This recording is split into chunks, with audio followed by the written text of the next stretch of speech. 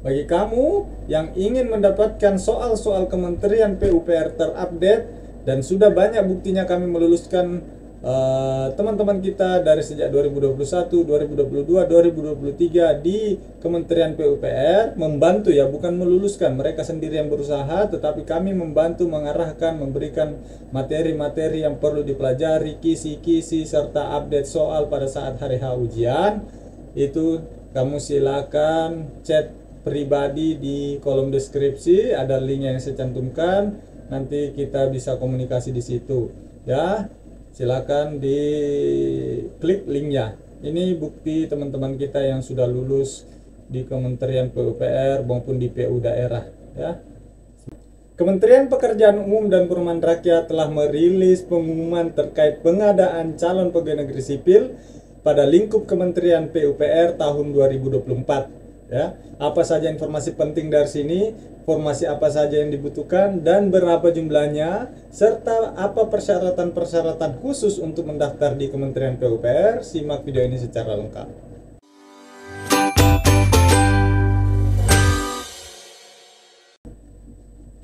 Oke, assalamualaikum warahmatullahi wabarakatuh. Ketemu lagi dengan channel Almahya ya. Nah, teman-teman, sebelum lanjut, bagi kamu yang ingin terus mendapatkan informasi terkait dengan penerimaan CPNS tahun 2024, pembahasan soal-soal terbaru dan update FR nanti pada hari H pada hari H ujian CPNS, silakan subscribe channel ini sekarang juga. Nah, teman-teman, pada kesempatan kali ini kita akan bahas terkait dengan Kementerian Pekerjaan Umum dan Perumahan Rakyat, formasi apa saja yang dibuka dan berapa jumlahnya, serta hal-hal yang penting yang perlu kamu ketahui untuk mendaftar di Kementerian PUPR.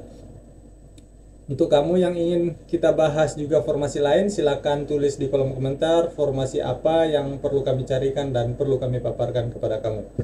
Nah, teman-teman, di sini disebutkan ya, ini tidak terlalu perlu kita perhatikan ya. Ini dasar hukumnya, jenis alokasinya. Nah, di sini terlihat jenis alokasi kebutuhan. Seleksi CPNS PUPR itu terbagi dua, alokasi kebutuhan dengan penjelasan alokasi kebutuhan umum dan alokasi kebutuhan khusus.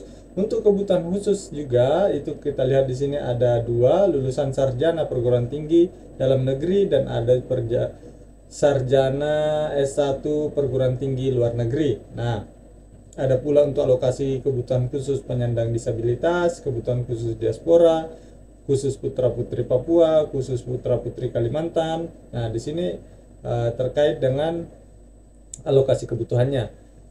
Nah, untuk persyaratan umumnya di sini masih hampir sama dengan pendaftar CPNS lain ya, yaitu paling rendah 18 tahun 0 bulan 0 hari dan paling tinggi 35 tahun 0 bulan 0 hari pada saat melamar ya.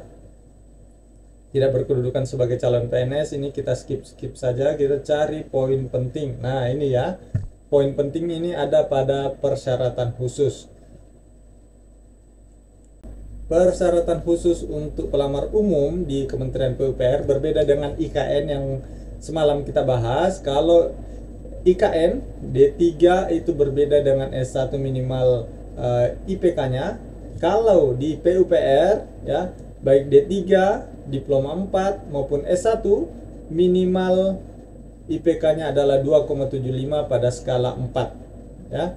Untuk S2 minimal 3,25 dan untuk yang cum laude, pendaftar cum laude minimal 3,51 pada skala 4. Selain itu, teman-teman perlu mempersiapkan TOEFL ya, minimal 450 atau TOEFL yang CBT minimal 131, yang IBT skor minimal 45, TOEIC skor minimal 440 ya.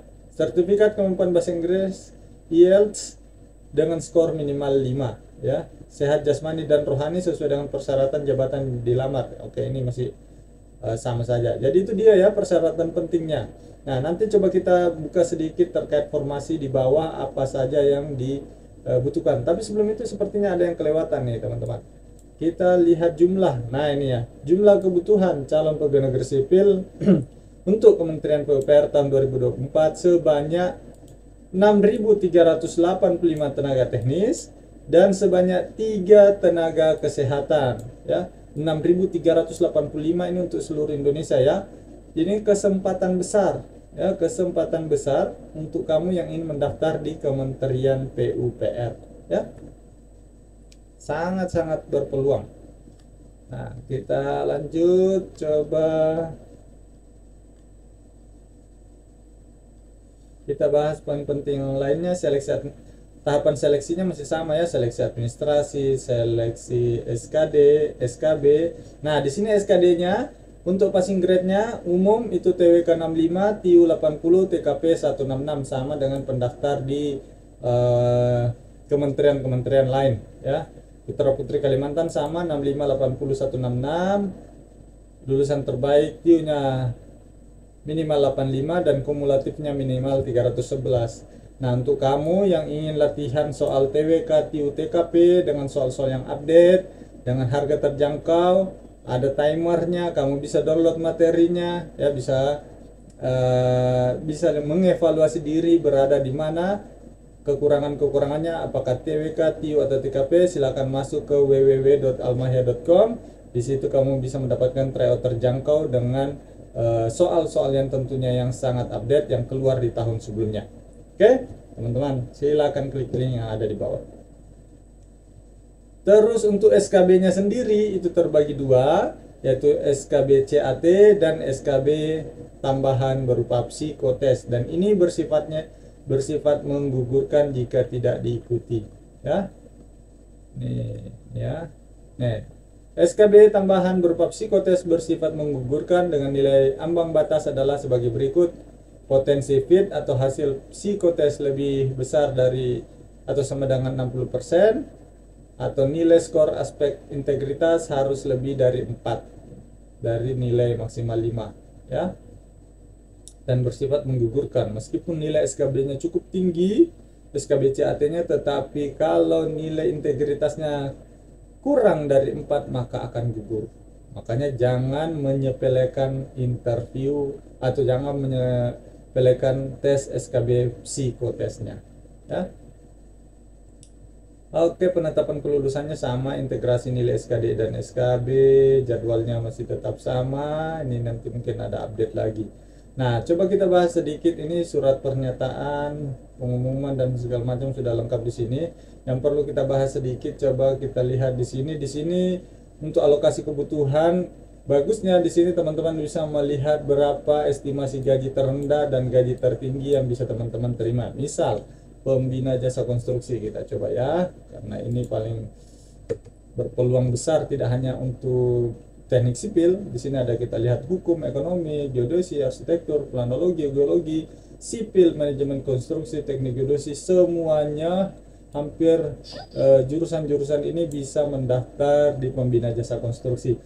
Berbeda dengan kayak teknik jalan jembatan, tidak bisa, harus sipil dan kawan-kawannya. Kalau kayak ekonomi, geologi, saya rasa itu tidak bisa mendaftar di jalan jembatan. Coba kita lihat ya, jalan jembatan.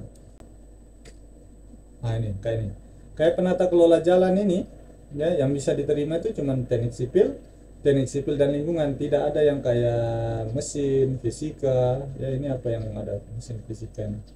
Penata kelola bangunan gedung dan kawasan permukiman ini masih bisa didaftar oleh di luar sipil, tetapi kalau kayak jembatan, jalan jembatan itu khusus sipil saja ya.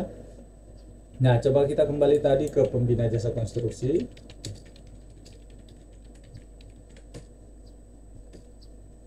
Nah, ini dia pembina jasa konstruksi. Formasi yang akan dibuka itu untuk penempatan Direktorat Jenderal Bikon Seks Banda Aceh itu sebanyak 10 orang, gaji terendah minimal 9.700.000, gaji tertinggi 10.300.000. Untuk wilayah Palembang itu sebanyak 1 orang, untuk wilayah 2 Palembang 9 orang, wilayah 3 Jakarta 1 orang, wilayah 3 Jakarta 9 orang, wilayah 4 Surabaya 10 orang, wilayah 5 Banjarmasin 10 orang. Untuk khusus penyandang disabilitas itu 1 orang.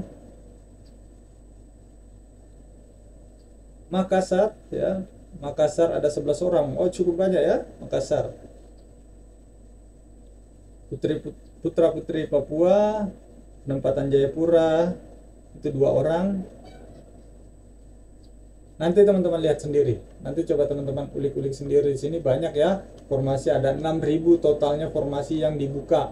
Ini peluang besar bagi kamu yang ingin mendapatkan soal-soal Kementerian PUPR terupdate, dan sudah banyak buktinya kami meluluskan teman-teman kita dari sejak 2021, 2022, 2023 di Kementerian PUPR, membantu ya, bukan meluluskan, mereka sendiri yang berusaha, tetapi kami membantu mengarahkan, memberikan materi-materi yang perlu dipelajari, kisi-kisi serta update soal pada saat hari H ujian. Itu kamu silakan chat pribadi di kolom deskripsi, ada link yang saya cantumkan, nanti kita bisa komunikasi di situ ya. Silakan di klik linknya. Ini bukti teman-teman kita yang sudah lulus di Kementerian PUPR maupun di PU daerah ya. Semoga ini bermanfaat. Sekian, terima kasih. Assalamualaikum warahmatullahi wabarakatuh.